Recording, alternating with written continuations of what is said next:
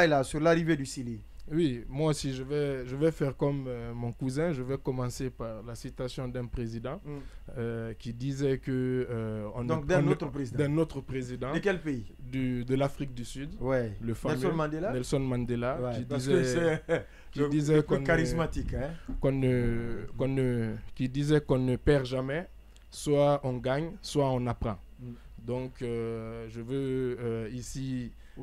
féliciter. L'expérience est la somme des échecs. Absolument, absolument. Oui. Et donc, il faut que cette équipe du Sili national, qui nous a fait rêver un temps soit peu pendant cette CAN, et nous a offert une parenthèse exaltée dans le quotidien infernal pratiquement aujourd'hui du Guinéen.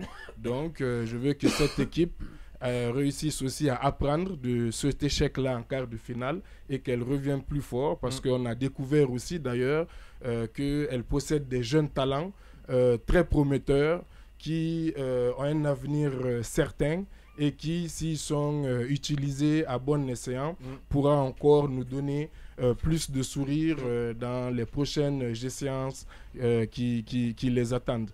Et je veux aussi singulièrement féliciter effectivement Kaba Diawara, parce que là, pour rebondir justement sur le fait que la victoire est à 1000 paires et que la défaite est orpheline, c'est vrai qu'il a fallu, comme Monument l'a dit, attendre bien sûr la défaite du quart de finale pour voir ressurgir les critiques. Pourquoi? Ça veut dire que parce que, et si Monument dit que pendant un moment on s'est dit que la Guinée peut gagner cette CAN, c'est parce qu'à un moment on l'a vu, ça s'est vu aussi à travers son jeu et ça s'est vu à travers ses matchs. Si on avait perdu tous les matchs du premier tour ou si on avait pris une valise après avoir pris le carton rouge contre le Cameroun, personne n'aurait vu la Guinée en finale. C'est parce que c'est le comportement des joueurs, leur côté mental, par exemple lors du premier match, qui a amené les gens comme moi par exemple, qui personnellement n'avait pas beaucoup d'espoir, à retrouver un peu d'espoir.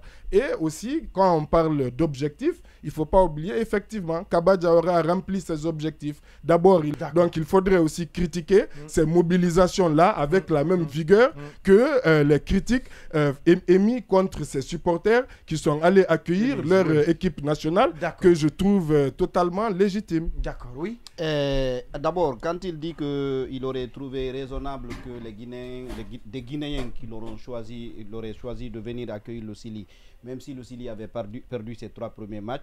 Personnellement, je ne suis pas d'accord, c'est son point de vue que je respecte, mais je ne suis pas d'accord parce qu'il ne faut pas encourager la médiocrité. Ouais. Si les gens n'ont gagné aucun match au premier tour, si vous les célébrez, vous leur dites ne faites rien, nous continuerons à progresser. Voilà, ne progressez pas. Je pense aussi qu'un échec se sanctionne comme tel. C'est une victoire de détente, comme l'a dit quelqu'un, comme toutes les libertés sont confisquées. Voilà. Avec le retour du Sili, les gens ont moins la possibilité de manifester dans la rue. Donc c'est une occasion. Mais comme aussi je l'ai dit aussi, c'est le seul regroupement permis. Ça dépend de comment on le voit. On peut le voir aussi comme une motivation. Si après une défaite, votre peuple vous soutient, ça peut aussi vous forcer à mieux faire. Disons, si c'est 3 défaites au premier tour, encore une fois, quelle que soit l'envergure des scores, si un peuple trouve qu'il faut célébrer une équipe comme ça, je dis que ce peuple-là n'a aucune ambition.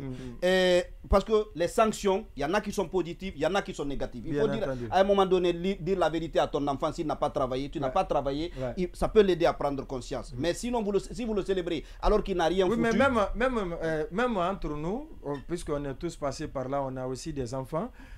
L'enfant qui brille souvent a un cadeau de plus que celui qui n'avance pas. Ça permet... Non, dans la logique de Baïla, ça ne doit pas se passer comme ça. Oui, non, l'enfant brille ou pas, il faut lui donner un cadeau.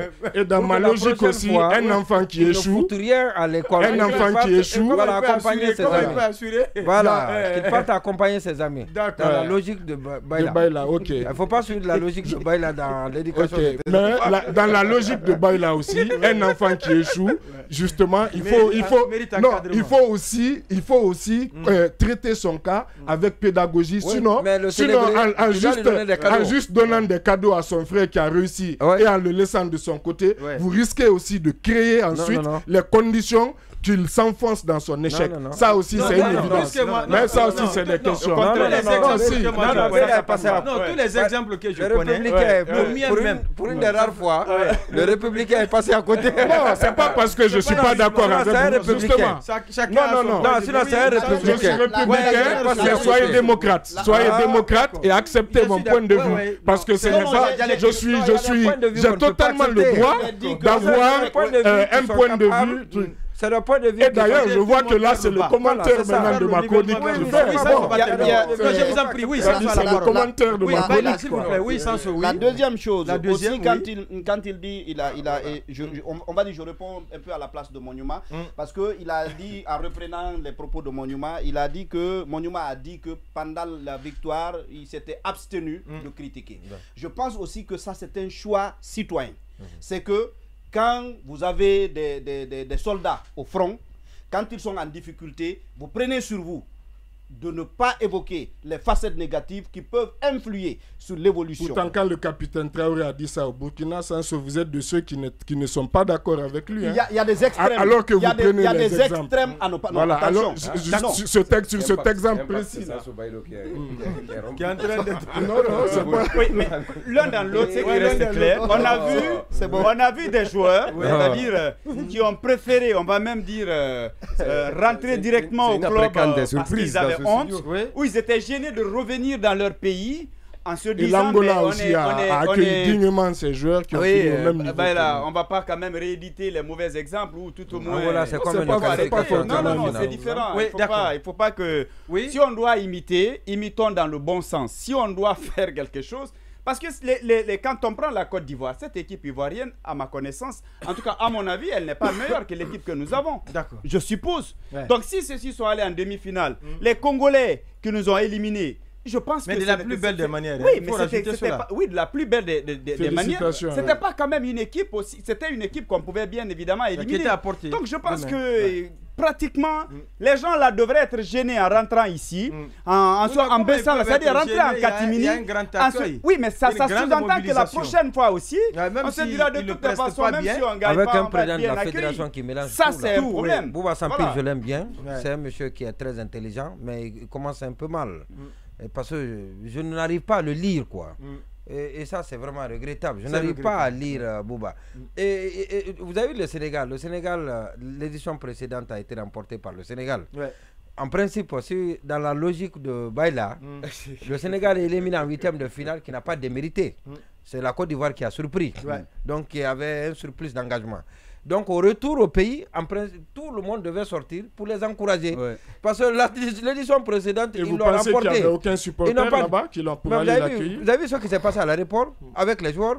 Ils ont été hués. Et vous avez vu qu'on a même volé, on a même arraché la casquette de Aliou Cissé. Et vous avez vu comment les joueurs se sont plaints des supporters. C'est ça un peuple exigeant. Non, c'est ça un peuple exigeant. Les premiers échecs de la Côte d'Ivoire. Il ne faut pas être dans la logique. Les joueurs ont frôlé l'humiliation. À la limite. Il ne faut pas être dans la logique. Ils ont vécu l'humiliation. L'Égypte, les gens étaient obligés de se cacher. Ils n'ont même pas annoncé le jour de leur retour. Et on peut prendre autant d'exemples. Égypte, c'est une grande nation. Oui. Maintenant, le Burkina, ils n'ont pas été... Vous savez, il faut avoir un peuple exigeant. Quand on n'a pas un peuple exigeant... C'est le cas. Mais les gens ne feront absolument rien. On a coupé l'eau, on a coupé... Non, parlons maintenant de football. Si l'élite est exigeante, on n'est pas exigeant avec nos joueurs, la prochaine fois, c'est leur dire, faites un peu seulement. Nous, on est là, comme Marwan l'a dit, on est assoiffé de la mobilisation, de l'acclamation. Voilà, on va sortir. D'accord. On va sortir avant la pause. Oui, on nous a appris que la victoire, elle se célèbre. L'échec, on la vit avec méditation et recul. C'est une évidence. Je n'ai jamais vu un empire ou un empereur célébrer son échec. Ça, c'est quand même connu de tout le monde. Et dire que la Guinée n'est pas une grande nation de football, je pense que c'est une affirmation discutable. Vous savez...